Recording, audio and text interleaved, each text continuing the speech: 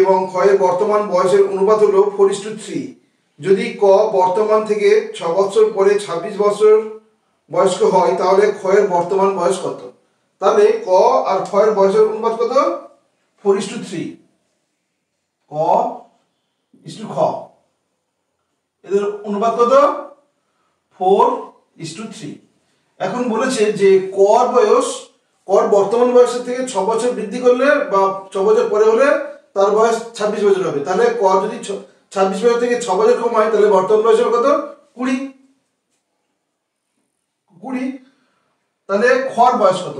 অর্থাৎ কর যদি 4 পাটে 20 হয় বা 4 ইউনিটে 20 হয় তাহলে এক এক ইউনিট কত হবে? 4 পাঁচে 20, অর্থাৎ 4 সঙ্গে 5 গুণ করলে 20 হবে। তাহলে 3 এর সঙ্গে 5 গুণ করবো, অর্থাৎ 3 × 5 = 15, অর্থাৎ খর বয়স হবে 15 বৎসর। একটি ধাতুর ঘনকের প্রতিটি ধার 20 সেন্টিমিটার হলে ঘনকের বাইরের ক্ষেত্রের মোট আয়তন কত বর্গ সেন্টিমিটার হবে? এখানে কি আছে না, ঘনকের 6টা তল এবং প্রতি তলের হচ্ছে একটা বাহু হচ্ছে কত বলেছে? 20 সেন্টিমিটার। তাহলে 20 সেন্টিমিটার হলে তার ক্ষেত্রফল কত হবে? 20 × 4, এই 20 × 20, সরি 20 × 20 অর্থাৎ 400 বর্গ সেন্টিমিটার। এইবারে বলেছে সমগ্র তল 6টা তল, তাহলে 6টা হলে 400 × 6 সমান 2400, অর্থাৎ 2400 ঘন বর্গ সেন্টিমিটার। একটি ছেলে 15 বছর পর তার বর্তমান বয়সের 4 গুণ বয়স্ক হবে, তার বর্তমান বয়স কত বছর? অর্থাৎ ধরি ছেলেটির বয়স কত? x বছর। 4 বছর পরে কত? 15 বছর পরে কত হবে? অর্থাৎ বর্তমান বয়সের 4 গুণ 15 বছর পরে, অর্থাৎ 4x। অর্থাৎ 15 বর্তমানে x বয়স এবং 15 বছর পরে হবে 4x। তাহলে এর যে ডিফারেন্সটা, এর পার্থক্য কত? 15 বছর। এই পার্থক্য 15 বছর, অথচ এখানে x আর 4x এর পার্থক্য কত? 3x। তাহলে আমরা কি বলতে পারি? 3x = 4, এই 4 বলছি, 3x = 15। তাহলে x = কত? 15/3, 5। অর্থাৎ তার বর্তমান বয়স, অর্থাৎ বালকটির বর্তমান বয়স 5 বছর। 1 থেকে 50 এর মধ্যে কতগুলি মৌলিক সংখ্যা রয়েছে? অর্থাৎ মৌলিক সংখ্যা গুলো যে সংখ্যা 1 এবং নিজে দ্বারা ভাগ করা যায় না, অর্থাৎ 2 অথবা 3 এরা মৌলিক সংখ্যা, এরা নিজে অথবা 1 দ্বারা ভাগ করা যেতে পারে, বা এদের ফ্যাক্টরে ভাঙলে 1 অথবা সেই সংখ্যাটা নিজে পাবো। এইরকম সংখ্যা 1 থেকে 50 এর মধ্যে কতগুলো আছে? এইরকম সংখ্যা 1 থেকে 50 এর মধ্যে আছে মোট 15টা সংখ্যা। যেমন আছে কি 2, 3, 5, 7, 11, আচ্ছা 11 পরে 13, 17, 19, 23, 23 পরে 29, 31, 37, 41, 43, 47। অর্থাৎ এই মোট 15টা সংখ্যা আছে 1 থেকে 50 এর মধ্যে মৌলিক সংখ্যা। একজন চাউল বিক্রেতা তার ক্রয় দামে চাউল বিক্রি করে, কিন্তু 950 গ্রাম ওজনের বাটখারা মাপের চাউল 1 কেজি হিসাবে বিক্রয় করে। এর ফলে তার কত শতাংশ লাভ হয়? অর্থাৎ বিক্রেতারা কি করে না, সে 950 গ্রাম চাল বিক্রি করে দেয়, কিন্তু বলে কত? সে 1 কেজি চাল দিচ্ছে, অর্থাৎ 1000 গ্রাম চাল দিচ্ছে। তাহলে দেওয়ার কথা কত? 1000 গ্রাম, দিচ্ছে কত? 950 গ্রাম, এবং বলছে সে ক্রয় মূল্যেই বিক্রি করে। তাহলে লাভ করছে কত? 50 গ্রাম, অর্থাৎ 950 এর উপরে 50 গ্রাম লাভ করছে। তাহলে 950 এর উপরে 50 লাভ করে, একে কত? 50/950, আর 100 তে কত? 100 × 50/950, 005 19। এটা ভাগ করলে কত হবে? 5 × 19 = 95, 5 5 × 19 = 95 পয়েন্ট, 19 × 2 = 38, 19 × 2 = 38, 6 × 19 = 114। তাহলে 5.26% সে লাভ করছে, বা এটা 5.25 বলা যেতে পারে। যদি একটি সংখ্যা 6 এবং 9 দ্বারা বিভাজ্য হয় তাহলে সেইরূপ কোন সংখ্যা কত দ্বারা বিভাজ্য নাও হতে পারে? আমরা কি বলে দেখবো যে 6 আর 9 এর এলসিএম কত। 6 আর 9 এর এলসিএম বা লসাগু কত? 18। অর্থাৎ 18 দ্বারা বিভাজ্য যায় না এরকম কোন সংখ্যা আছে এখানে? 75। অর্থাৎ এখানে কি কি ফ্যাক্টর পাবো? 2, 3, 3। এখানে 3 এর ফ্যাক্টর পাচ্ছি কিন্তু 2টা পাচ্ছি না, তাই এই 75 সংখ্যাটা 18 দ্বারা ভাগ যাবে না। ক্রমবর্ধমান 4টি মৌলিক সংখ্যার প্রথম 3টির গুণফল 30 এবং শেষ 3টির গুণফল 105 হলে সবথেকে বড় মৌলিক সংখ্যা কত? বলছে 4টি মৌলিক সংখ্যার প্রথম 3টির গুণফল কত? 30 এবং শেষ 3টির গুণফল কত? 105। এখন দেখবো প্রথম মৌলিক সংখ্যা কি কি আছে। প্রথম সংখ্যা 2, 3, তার 5 এবং 7। এখন প্রথম 3টি 3, 5, 15, 15 দুগুণে 30, আর শেষ 3টির গুণফল কত? 3, 5, 15, 7, 15, 105। এখন জানতে চেয়েছে যে সবথেকে বড় মৌলিক সংখ্যা কোনটি। এখানে এই 4টি মৌলিক সংখ্যার মধ্যে সবথেকে বড় কোনটি? 7। অর্থাৎ হচ্ছে উত্তর হবে 7। মোট 200টি কমলালেবু 125 টাকা প্রতি শত হিসাবে ক্রয় করে মোট 100 টাকা লাভ করে বিক্রয় করা হলে প্রতি ডজন কমলালেবু কত টাকা হিসাবে বিক্রয় করা হয়েছিল? অর্থাৎ ব্যক্তিটি কি 200টি কমলালেবু কিনেছে এবং প্রতি 100টি কমলালেবু কিনেছে 125 টাকায় এবং সে লাভ করেছে কত? 100 টাকা। এখানে তাহলে সে কিনেছে কত? 200 টাকা কমলালেবু।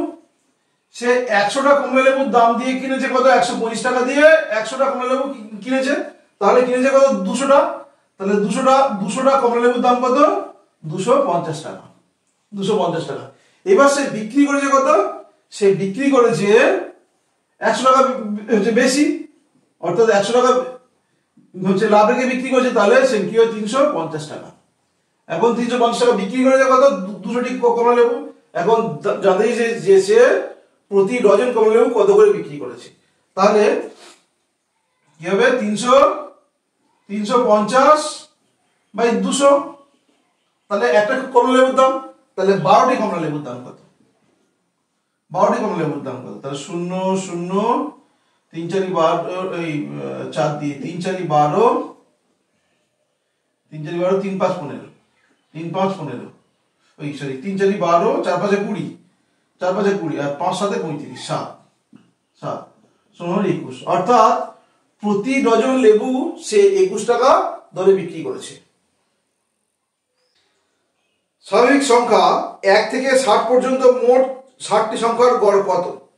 তাহলে 1 থেকে 60 পর্যন্ত, তাহলে 1 থেকে 60, প্রথম সংখ্যা 1 আর শেষ সংখ্যা 60।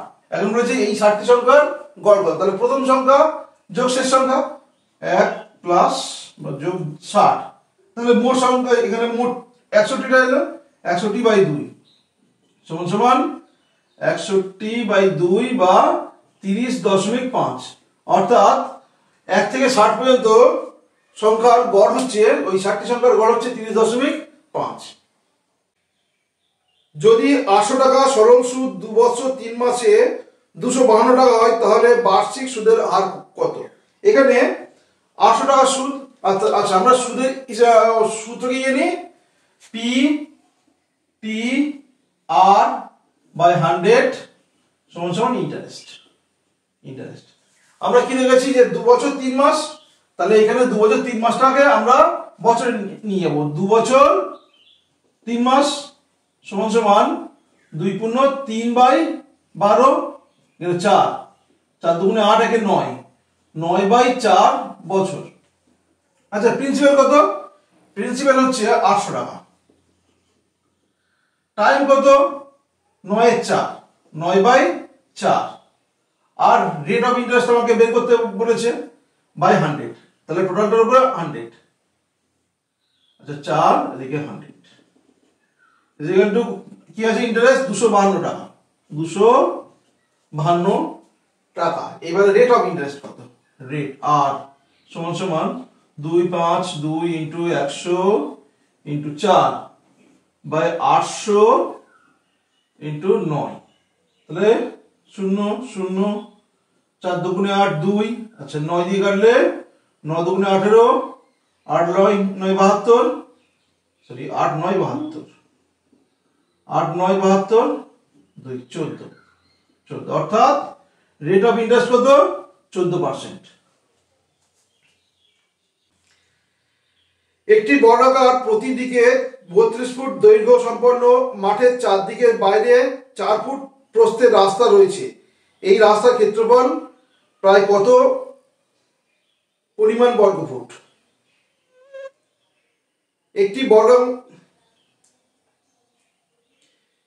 একটি বর্গাকার প্রতি দিকে 32 ফুট দৈর্ঘ্য সম্পন্ন মাঠের চারিদিকে বাইরে 4 ফুট প্রস্থের রাস্তা আছে। ওই রাস্তার ক্ষেত্রফল প্রায় কত পরিমাণ বর্গফুট? অর্থাৎ বলেছে মাঠটির দৈর্ঘ্য কত? মাঠটির দৈর্ঘ্য হচ্ছে 28, মাঠটির দৈর্ঘ্য বলেছে কত? 32 ফুট। অর্থাৎ মানে একটি পাশের দৈর্ঘ্য 32 ফুট, মানে এটা বর্গাকার মাঠ, তাহলে যার চারদিকটা সমান, তাহলে ধরি এটা 32 ফুট। এখন বলেছে রাস্তার এই বাগানের চারদিকে 4 ফুট চওড়া রাস্তা আছে, তাহলে 4 ফুট যদি চওড়া হয় তাহলে রাস্তা সহ বাগান হবে এটা, অর্থাৎ এদিকে 4 ফুট এদিকে 4 ফুট, তাহলে এটা হচ্ছে রাস্তা সহ বাগানের দৈর্ঘ্য কত হবে? 40 ফুট। 40 ফুট, তাহলে রাস্তা সহ বাগানের ক্ষেত্রফল কত? তাহলে 40 স্কয়ার সমান সমান 1600 বর্গ ফুট। আর এদিকে 32 স্কয়ার কত? 2 দুগুণে 4, 3 দুগুণে 6, 6 দুগুণে 12, 2, 3 থেকে 9 কে 10, অর্থাৎ 1024। এখন 1600 থেকে 1024 বাদ দিলে কি থাকে? অর্থাৎ রাস্তা সহ জমির পরিমাণ থেকে রাস্তা বাদ দিয়ে জমির পরিমাণ যদি বাদ দিই তাহলে রাস্তার কি ক্ষেত্রফল পড়ে থাকবে? তাহলে এখানে কি আছে? 6 6 3 7 5, 576, অর্থাৎ রাস্তার ক্ষেত্রফল কত হবে? 576 বর্গ ফুট।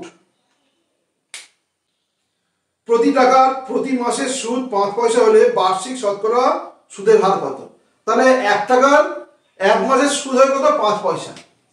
তাহলে 1 টাকার 1 মাসের সুদ হয় 5 পয়সা, 5 পয়সা। তাহলে 1 টাকার 12 মাসের সুদ কত হবে? ইন্টু 12 সমান 60 পয়সা। 60 পয়সা, বা এটাকে আমরা কি বলতে পারি? 0.6 টাকা, 0.6 টাকা।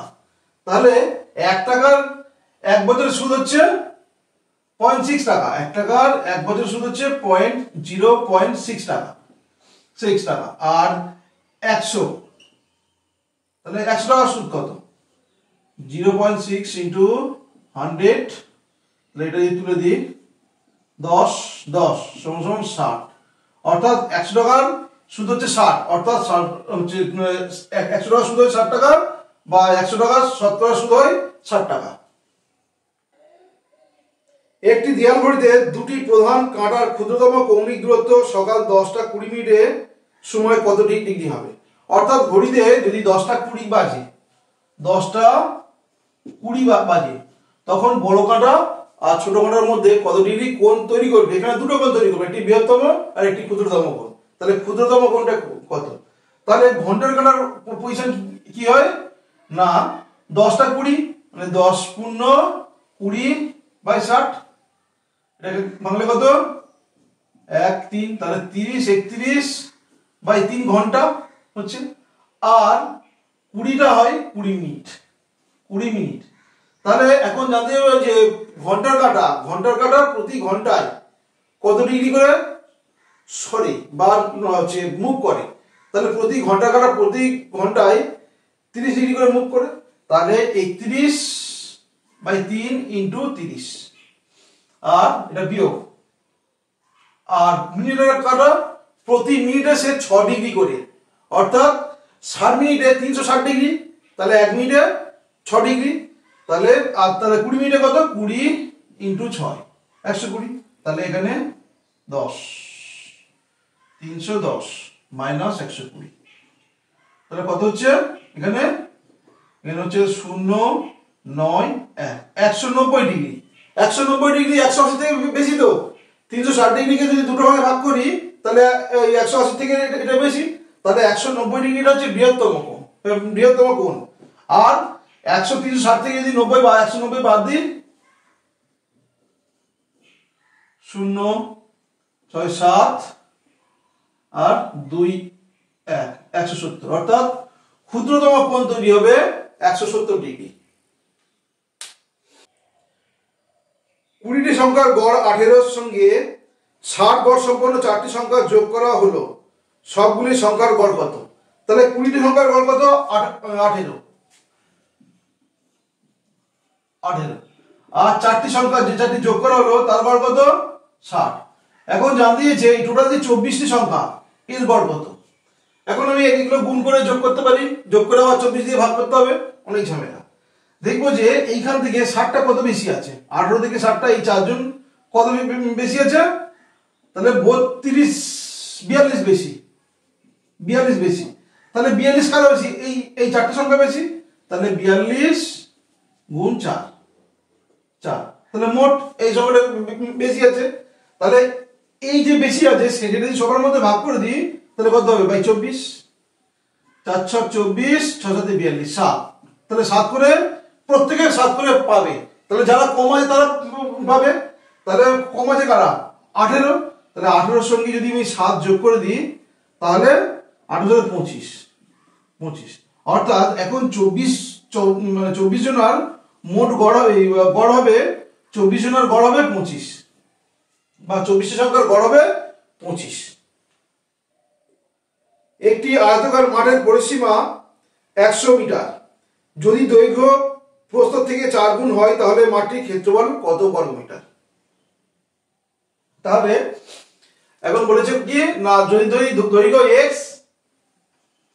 আর প্রস্থ y, অর্থাৎ দৈর্ঘ্য যদি প্রস্থ যদি 1 হয়, দৈর্ঘ্য 4, তাহলে ওখানে বলেছে যে দৈর্ঘ্য প্রস্থে 4 গুণ। আর এখানে বলে দিয়েছে কি না পরিসীমা হচ্ছে 100 মিটার। তাহলে 100 মিটার যদি হয় তাহলে কি আছে? 2x + y = 100। তাহলে x + y = কি আছে? 100/2 বাই x + y = 50, অর্থাৎ দৈর্ঘ্য প্রস্থের যোগফল কত? 50। তাহলে 50 যদি হয় আর এখানে অনুপাতের যোগফল কত? 5। তো তাহলে 50/5 10 করে, অর্থাৎ দৈর্ঘ্য 4 × 40 10, প্রস্থ 10। এখন জানতে চেয়েছে যে মাঠটির ক্ষেত্রফল কত। ক্ষেত্রফল কি? দৈর্ঘ্য ইনটু প্রস্থ। তাহলে দৈর্ঘ্য ইনটু প্রস্থ 10 = 400, অর্থাৎ মাঠটির ক্ষেত্রফল 400 বর্গ মিটার। একটি চাকার পরিধি 250 সেন্টিমিটার। চাকাটি 1.25 কিলোমিটার দূরত্ব অতিক্রম করতে কতবার ঘুরবে? তাহলে চাকাটির পরিধি কত? 250 সেন্টিমিটার, 250 সেন্টিমিটার। আর চাকাটি একবার ঘুরে যাবে 250 সেন্টিমিটার। এখন তাহলে 1.25 কিলোমিটার যেতে তার কতবার ঘুরতে হবে? তাহলে এইটাকে আগে আমি কিলোমিটারে আনতে হবে। তাহলে এত সেন্টিমিটার আছে, তাহলে সেন্টিমিটারটাকে মিটারে আনতে গেলে 100 দিয়ে ভাগ করতে হবে। আবার সেই মিটারটাকে যদি আমি কিলোমিটারে নিয়ে যাই তাহলে 1000 দিয়ে ভাগ করতে হবে, 1000 দিয়ে ভাগ করতে হবে। তাহলে এটা কিলোমিটারে এসে গেল। তাহলে বলতে পারি কি 250/100 × 1000 এত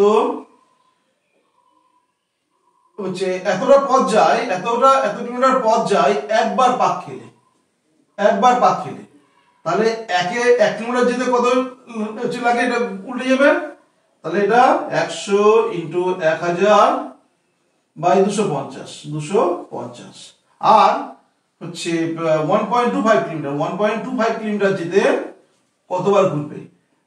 100 × 1000 × 1.25/250। তাহলে এটাকে তুলে দিলে কত?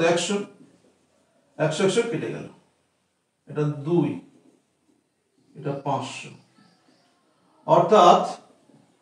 অর্থাৎ চাকাটি 1.25 কিলোমিটার যেতে তার 500 বার ঘুরতে হবে। একটি সুষম বহুভুজের একটি অন্তঃকোণ 144 ডিগ্রি। বহুভুজটির বাহুর সংখ্যা কত? তাহলে অন্তঃকোণ আমি ধরে নিচ্ছি, এখানে বলছে 144 ডিগ্রি, তাহলে মোট হচ্ছে 180 ডিগ্রি থেকে যদি 144 বাদ দিই, 144 বাদ দিই, তাহলে কত থাকে? 36। আচ্ছা, মোট কত ডিগ্রি কোণ উৎপন্ন করে? 360 ডিগ্রি। তাহলে 360 ডিগ্রিকে 36 দিয়ে ভাগ করে দিই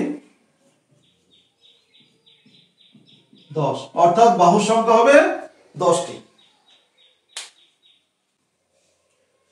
যদি চিনির মূল্য 50% বৃদ্ধি পায়, তাহলে চিনির জন্য খরচ একই রূপ রাখতে হলে চিনির ক্রয় কত শতাংশ কমাতে হবে? অর্থাৎ চিনির দাম কত হয়েছে? আগে 100 ছিল, এখন বৃদ্ধি পেয়ে 40%, অর্থাৎ 140% হয়েছে। এখন এক বাড়ির কর্তা সে চিনি ব্যবহার কমাতে চায়, তাহলে এখন পূর্বের খরচে আনতে গেলে তার ব্যবহার কত কমাতে হবে? তাহলে এখানে দেখবো যে আগে চিনির দাম কত ছিল? 100, এখন হচ্ছে 140। তাহলে তার পূর্বের খরচে ফিরতে গেলে কত? এইখান থেকে এখানে ফিরে আসতে হবে। তাহলে 140 থেকে 40 কমাতে হচ্ছে, তাহলে 140-এ 40 কমবে, একই কত? আর 100-তে কত? 40 ইন্টু 100 বাই 140, 0.027, তাহলে 200 বাই 7, তাহলে 7 দুগুণে 14, 6 27 56, 40 5 7 35 আর 7 7 49, অর্থাৎ 28.75, এই 28.57% তাকে কমাতে হবে তার ব্যবহার। কোন সংখ্যার 1/3 অংশ থেকে 1/4 অংশ বাদ দিলে 25 থাকে, সংখ্যাটি কত? তাহলে কি বলেছে যে 1/3 অংশ থেকে 1/4 অংশ যদি বাদ দেওয়া হয় তাহলে পড়ে যায় কত? 25। তাহলে আমি ধরবো কি, দুটো রেখেছিলাম, 3 4 12 ধরি, পুরো দৈর্ঘ্য পুরো এটা কি বলেছে হচ্ছে পুরো সংখ্যাটি হচ্ছে 12, বা মূল সংখ্যাটি ধরলাম 12। তাহলে যদি 12 হয়, 12/3 আর 12/4, তাহলে 3 4 12, 3 4 12। এখন রয়েছে এই দুটোর পার্থক্য বা বিয়োগফল। যদি 1/3 থেকে 1/4 বাদ দেওয়া যায়, তাহলে 4 থেকে যদি 3 বাদ দিই তাহলে পড়ে যায় কত? 1। সেই একটাই হলো 25, সেই একটা হলো 25। এখন আমার পুরো সংখ্যা কত? 12 তো, তাহলে 1 যদি 25 হয় তাহলে 12 কত হবে? 25 ইন্টু 12 সমান 300, অর্থাৎ মূল সংখ্যাটি হলো 300। একটি সংখ্যা নিজের 20% থেকে 60 বেশি হলে সংখ্যাটি কত হবে? ধরি সংখ্যাটি কত? সংখ্যাটি 100, ধরি সংখ্যাটি 100, তার 20%, তার 20% থেকে 60 বেশি। তাহলে যদি 20%, এটা 100% হয়, এটা 20% হয়, এই দুটোর বিয়োগফল কত বা এর মধ্যে পার্থক্য কত? এর মধ্যে পার্থক্য হচ্ছে 80%। এখন বলেছে এই 20% থেকে মূল সংখ্যাটা কত বেশি? 60 বেশি। তাহলে এই 80টাই হচ্ছে 60, 80টা হচ্ছে 60। তাহলে 80 যদি 60 হয়, একই কত? 60/80, আর 100 কত? 60 ইন্টু 100/80। তাহলে এটা 3 × 60, 4 × 80, 4 25, 3 × 75, অর্থাৎ মূল সংখ্যাটি হবে 75। 102 স্কয়ার থেকে 98 স্কয়ার বাদ দিলে কত থাকে? তাহলে 102 স্কয়ার থেকে 98 স্কয়ার বাদ দিলে কত থাকে? তাহলে এটাকে আমরা a square minus b square সূত্র ফেলবো। তাহলে a plus b, a minus b, তাহলে 102 প্লাস 98, আর এটা 102 মাইনাস 98, তাহলে এটা হচ্ছে 200 ইন্টু 4, 200 ইন্টু 4 বলতে পারি, বা এখান থেকে যদি 2 একে গুণ করে দিই তাহলে এটা 400 ইন্টু 2, তাহলে এটা কার স্কয়ার? 20 square, 20 square into 2।